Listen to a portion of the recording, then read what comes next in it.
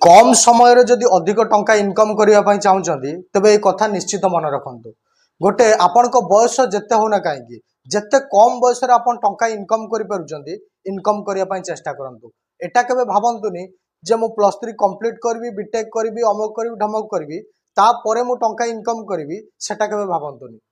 आपण जिते टंका इनकम कर सठिक जगह इन्वेस्ट करूँ। जो जगह आप इन्वेस्ट करेंगे जमीक आपको सेठार भी आपको किसी इनकम आसुव आपणकर बिजनेस करंतु बा जहाँ भी कर सोर्स किसी अधिका रखु। आपण गोटे बिजनेस को धरिक बसतुनि आपण टंका इनकम करिवार किसी सोर्स अधिका रखु। आपण पाखे 2टा 3टा सोर्स रखु जो बाटर के आपण टंका इनकम हो पार। नेक्स्ट आपण केबे भी लोन करंतुनि जोटा कि आपण शौक पाई कौन सी देखा जिनस आपण केबे लोन करंतुनि जोटार कि आपण केबे रिटर्न मिल न थाए। सर्वशेष आपण एटा भी